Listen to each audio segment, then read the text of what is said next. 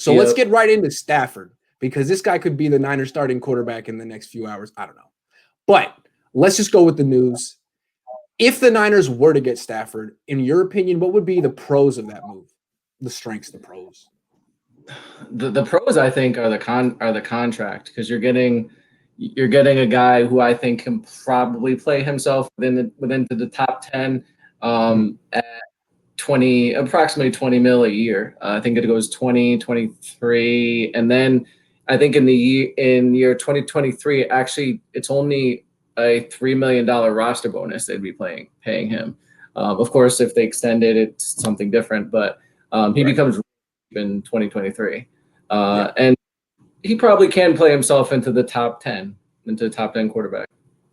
The cons is he's had limited prime time games. I mean, it's one thing to play Green Bay when you're 3-7 and you're playing them on a Sunday afternoon, but when you're playing them on a Sunday night and you're playing for positioning in the playoffs, or you're playing them in the divisional championship, that's a different ballgame.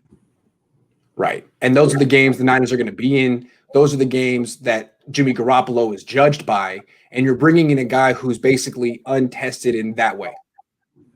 Exactly. Those are the games, I think, if you're talking about a quarterback on, next level play, those are the games quarterbacks are judged on. I mean, when you look at, you talk about guys like Brady and the revered Montana, we talk about their playoff success and how they win in the playoffs, and they just win. Stafford's 0-3 in the playoffs, and beyond that, he's had limited primetime games because his teams aren't very good. Right. So really the pros, the allure with Stafford is his skill set. He has a stronger arm than maybe any Niners quarterback has ever had. And his contract is favorable. His numbers are cool. He'd put up numbers that no Niners quarterback has put up. But is he an elite quarterback? No. And why not? In your opinion, what holds him back from being an elite quarterback?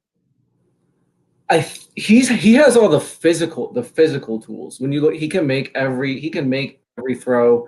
That's undeniable. I think he's been proven he's pretty tough. I think as we know, Kyle Shanahan looks for toughness.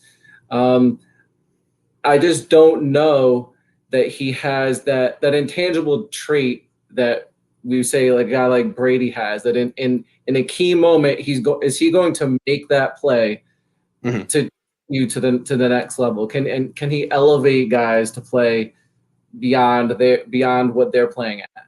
I don't know. He might have it. I just don't know that he does because Detroit's only made the playoffs 3 times, right? And I haven't up to this point. That's an interesting concept. The whole point of like elevating the player of the players around you. You see it from all these quarterbacks, like quarterbacks making mediocre receivers Pro Bowlers, that kind of stuff. And it's what you need to do if you're getting paid that much money. If you're a elite quarterback, it's what you do. It's not what you need to do. It's what you do. And like, sure, Matthew Stafford has excuses because he's in Detroit, but if Andrew Luck had been drafted by the Lions, he probably would have won some playoff games. Yeah, and Andrew Luck, when he came into the league, I think his team averaged less than 4 yards a carry, and I think they had like the 23rd defense or 25th defense, and they made the playoffs. Yep. In the conference that also had the Texans, which I think that year were like 12-4. Right. That's right. The difference between that kind of quarterback and what we're talking about is, Matt Stafford. So he's a physical step up. I mean, would you agree that he's an upgrade over Jimmy G? Absolutely. There's no denying it. He's absolutely an upgrade over Jimmy G. He's cheap, G, and he's an upgrade over Jimmy G.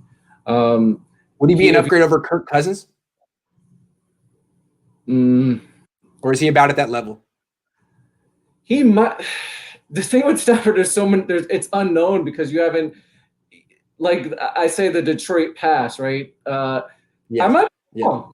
If I'm wrong, then I'm wrong, and he might go to the Niners and start winning. He might start winning games. The Stafford thing I think is comparable to is I don't know if people remember this, Jake Plummer, right? Jake Plummer was a perennial loser, was on the Arizona Cardinals back when they were in the NFC East, and people would say, "Oh, Jake Plummer, Jake Plummer." He wore 16 because I think his idol was once Montana too. Right. And Walsh wanted him. Walsh wanted him, right? And Walsh wanted him. Yeah. And he had good stats, but not amazing. Yeah. And he signed a free agent, the Broncos.